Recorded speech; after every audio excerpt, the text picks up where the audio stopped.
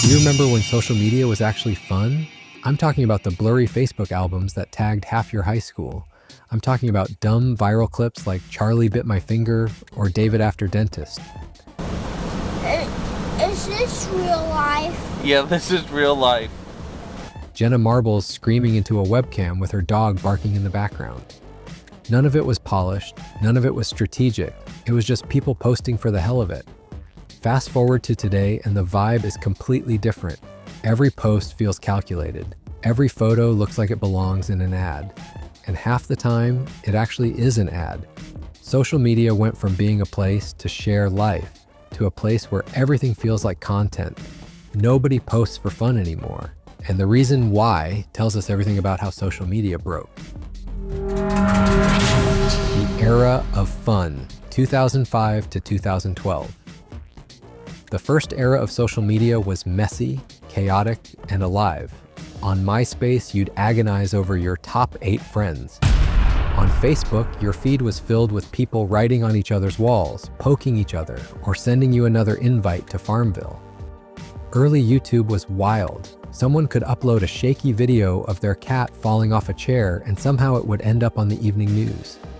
Tumblr was basically a raw stream of consciousness for millions of teenagers. The common thread was this: nobody cared if their posts were good. You'd upload 50 photos from the same night out, half of them blurry, and tag everyone in sight. You'd post angsty song lyrics as your Facebook status at 2 a.m. You'd reblog nonsense on Tumblr just because it made you laugh. And the reason this worked was because posting was low stakes. Platforms were new. The novelty made posting feel playful. The feeds were chronological, so if you posted, your friends saw it. There wasn't an invisible algorithm deciding whether you were worthy of attention. And the scale was small. You weren't performing for strangers. You were just sharing with people you knew. That's why it felt fun. It wasn't about numbers or strategy. It was about expression. Looking back now, it's easy to romanticize this early era. But that innocence wouldn't last, because underneath the chaos, the platforms were quietly figuring out how to make money. The rise of metrics, 2012 to 2017. This is where everything changed. The big platforms introduced public metrics, likes, follower counts, subscriber numbers. Suddenly, every post came with a number attached, and those numbers became a scoreboard. At first, it seemed harmless. A like was just a little hit of validation, but very quickly it became addictive. People started refreshing their phones just to see if anyone had reacted, and if a post didn't perform, the shame set in. People quietly deleted photos that didn't get enough likes. Posting went from casual to stressful. At the same time, algorithms began to take control. Instagram killed the chronological feed in 2016. YouTube stopped being about who you subscribed to and started being about what the algorithm decided you should watch next. Facebook's newsfeed filtered out half the stuff your friends posted. And those two forces, metrics and algorithms, reshaped the culture of posting. On the one hand, metrics turned posting into a competition. People compared themselves to each other. Why did her selfie blow up and mine didn't? Why did his video get views and mine flopped? Every post became a test of social status. On the other hand, algorithms raised the stakes. You were no longer guaranteed an audience. The only way to be seen was if your post performed well enough to please the system. If you want views on YouTube, sadly the best way is just to do something so stupid, something so ridiculous that people have to click on that video and they have to tell people about it. I'm gonna say it again because I want you to remember it. Controversy equals views. And that meant people began optimizing. Better photos, catchier captions, more calculated content. This is when the first wave of influencers really took off. Vine stars, Instagram models, YouTubers. They realized likes weren't just validation, they were currency. With enough followers, you could get free products, then sponsorships, then actual money. Posting became a career path. And regular users felt the pressure. Even if you weren't trying to be an influencer, you couldn't help but care about your numbers. Suddenly, posting wasn't just sharing, it was performing. The culture shifted.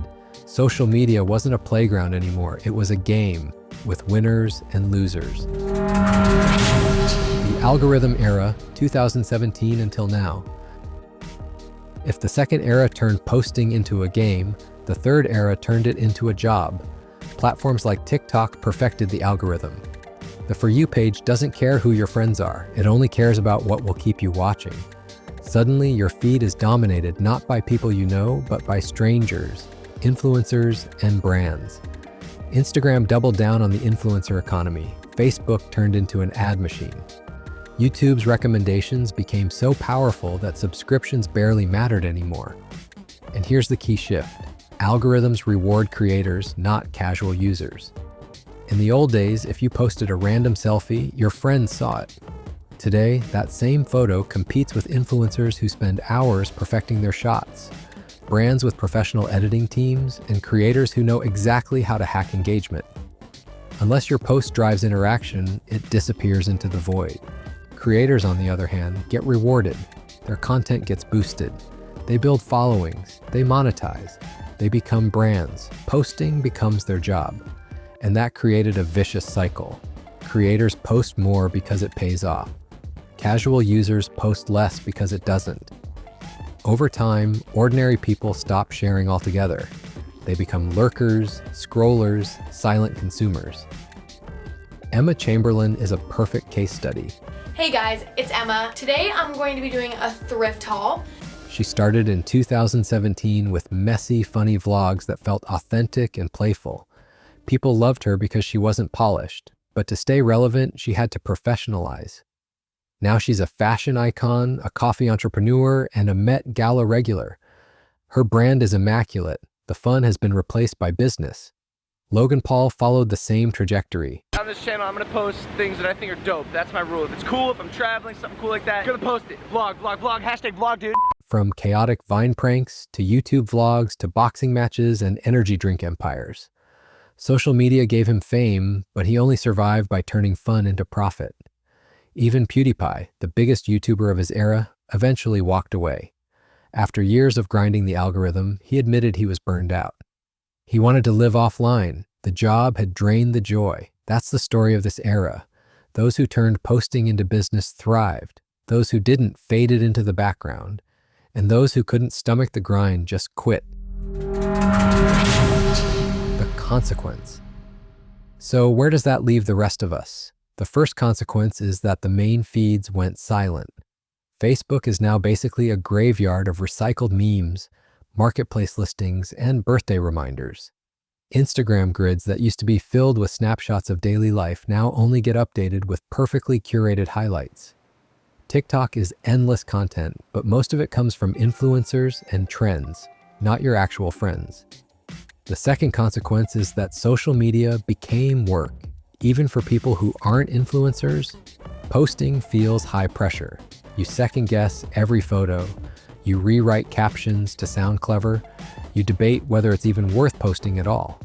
The spontaneity that made social media fun in the first place has evaporated. The third consequence is that most people stop posting altogether. Studies show a steep decline in personal updates on Facebook and Instagram. People still use these apps constantly, but they're consuming, not contributing. They're the audience now, not the performers. And that's the eerie part. Feeds today are more full than ever. Videos autoplay, ads flash, influencers pump out content around the clock. But they feel empty because they're missing the raw, messy humanity that made them exciting. The theory of change. So how did we get here? It wasn't just bad luck, it was structural. Social media evolved through 3 stages: play, game, and job. At first, posting was play, fun, experimental, low stakes. Then metrics turned it into a game, a competition for likes, followers, and validation. Finally, algorithms turned it into a job, one where only professional creators are rewarded and casual posters are sidelined. And behind each stage were 2 forces. On the platform side, the economics demanded it. These companies realized they made more money not by connecting friends, but by maximizing watch time and ad impressions. That meant prioritizing content that was engaging, polished, and viral. On the human side, our psychology made us complicit. We crave validation. We want status.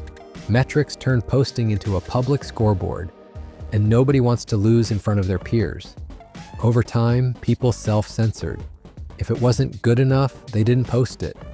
Put those forces together and you get the world we're in now. Social media stopped being social. Now it is just media. So, where are we now? Nobody posts for fun anymore, and that matters because it shows us that platforms don't just reflect culture, they actively reshape it. We thought these apps were places to connect, but they evolved into stages, stores, and scoreboards. And in that process, something got lost. The joy of posting just for the sake of it. Maybe that's why people are retreating into private spaces, group chats, Discord servers, Finstas, close friends lists, places where the stakes are lower and posting can still feel playful, because out in the main feed, the fun is gone, and maybe it's never coming back.